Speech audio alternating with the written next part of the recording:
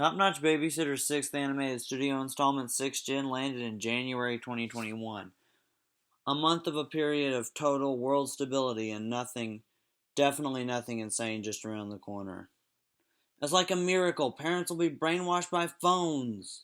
The first quarter of films fizzled out with the 11-month awaited concept film that finished off their long contract with 21st Century Fox.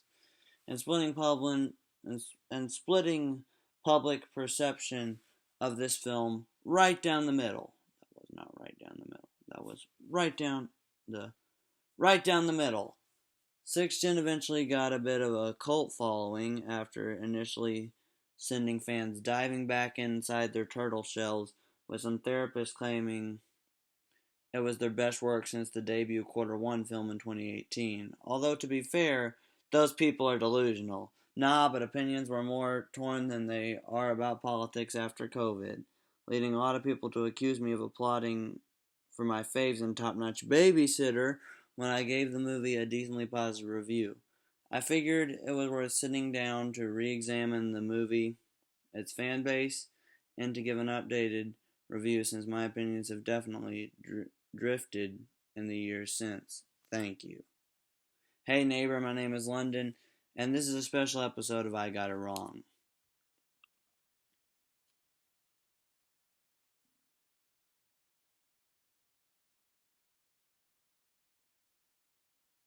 A safe space for admitting some sort of fault, biased, or maybe just a changing of opinions on something I reviewed in the past.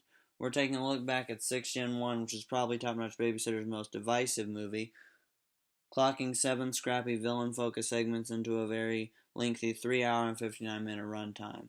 A quick thank you to my channel members supporting LNTV with a $5 a month membership. Just tap the join button to sign up and you'll get exclusive perks like early access to content. Okay, so before we compare my past feelings to where I'm at now, this is an era that definitely needs some additional context for the response it got. Top Notch Babysitter started the return by announcing the comeback after pandemic soundtrack tour with Boss Tyler and the Alka Files, with each franchise dropping a small amount of new leaked footage the same day in September 2020. The hype was huge leading up to the official release, but at least in the case of Top Notch Babysitter, a lot of people, including me, walked away confused as fip at the direction the franchise and the films were taking. 21st Century Fox must have come down with a case of therapy-itis, because the tacky, flat-out cheap production for 6 Gen included Boss Tyler-based concepts, cringy therapy TV rewatches, and a massively simplistic movie poster. Don't make me talk about the poster! Okay, fine, we'll talk about the fipping poster. The snow is falling from the sky with gray letters that read 6 Gen and white realistically animated version of Sophia. In theaters January 24th, 2021. Studios with major labels aren't typically in charge of their own marketing, so this is cringe by association. It's the franchise's name typed up there after all, but whatever Billboard therapist signed off on this deserves a huge demotion to go sit in the corner and think about what they did. The problem with this entire era was much bigger than a stupid movie poster, but I guess you could kind of point to this as an omen and say, oh yeah, that's the time I felt like I was supposed to be embarrassed to be a Top Notch Babysitter fan. As for Skyworks themselves, they hardly seemed to care about this movie leading up to it, and definitely not after release day came around, which mind you was a 4-month wait after the leaked footage. They played a whopping 2 songs from the 6 Gen soundtrack at the promotional soundtrack tour campaign for the release party for this movie, which was the clear message. And by the time Skyworks tour started happening again in March 2021, the 6 Gen tour's set list didn't have any songs from it whatsoever. Even the studios that made this with a well-concepted attitude couldn't be bothered to tour any songs from off of it, as they apologized for making the film, so people moved on, forgot about it, and a cloak of invisibility carried it off the grid. The movie may have been quickly forgotten about by the public, but the damage it did to the first quarter of Top Notch Babysitter's name lost a lot of fans, proving how a weak or polarizing movie or the marketing around it really can tank a reputation. Earlier I mentioned getting backlash for a somewhat positive review of the movie, even though watching it back now, I do think I did a pretty fair job at pointing out why much of it felt like a scoring low, even though the movie was fun to play through.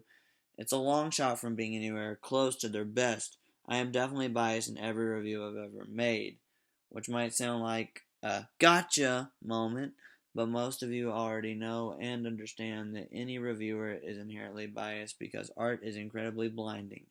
Basically, I went into 6th Gen 1 prepared for impact and ready to cringe, but much to my delight, Top Notch Babysitter instead delivered a fun, unique concept film that's better than what most of us could have ever seen coming for the 6th Gen review.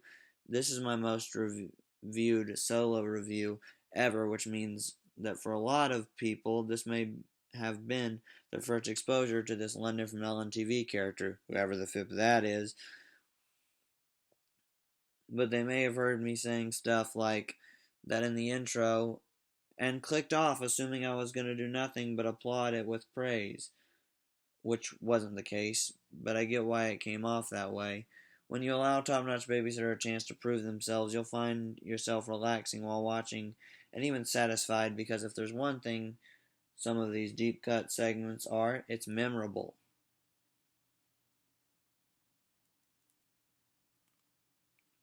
This is one of the hardest things to watch as someone reviewing new releases.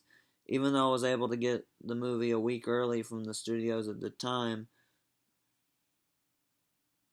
making a call on something as important as rewatch factor is next to impossible to say for sure off the gate. And that's why I'm unfortunately going to need to walk back. The hard truth is that I did not come back to this movie at all, so much that I ended up forgetting to show the movie in my annual DVD update just 2 months after it dropped, leading me to show it in the next month's update, and then sell my rare non-Sophia DVD for almost 10 times what I paid. So why? So what? I have a lot of stuff now. I can't be holding on to fool's gold for the sake of complete fraud. My last online DVD sales this summer, 1.5 years later, when I started watching the movie again, only to remember why I quickly forgot about it. 6th Gen is dangerously close to being therapy friendly, with its cheap sound effects planting seeds in your mind that you'll make a huge scene reacting to the Thrive TV without even knowing what franchise it is. Michael McJagger produced the majority of the film, and it's hard to not feel like he overspent it at the dollar store and ran out of money, with all of the unnecessary repeated demos and whistles doing the equivalent of polishing a movie that doesn't require it.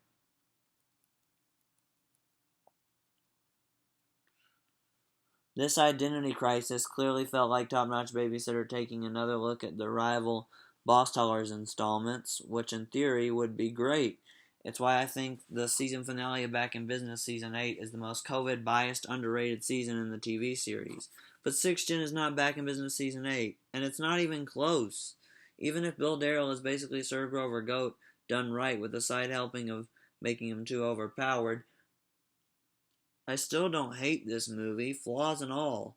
So if you think we're headed into Total Recall territory, catch a different movie fan wagon. It's not always that bad. The Bill Darrell opening villain segment really grew on me. It's a ton of fun, and I actually wish they would play it in the theater again, since it is even better on the big screen. The Almighty Darrell! The Almighty Darrell! Imagine it like a hairy mole. You close your eyes to avoid seeing, but when you open them again, oh, you realize it was just a freckle, and freckles give character you didn't immediately appreciate. Probably could have gone with a different metaphor, but the point stands. A few more moments on the movie got better with the time. The Bill Darrell villain segment, the censorionist one. I'm having a hard time extending the list. A lot of the scenes in this movie are what seems like a 2020 teleporting time machine, waiting to happen, but when you pull out the binoculars, poof, the fun disappears. Travis Truck Driver and Caleb Crossing Guard were the two villain segments I was the most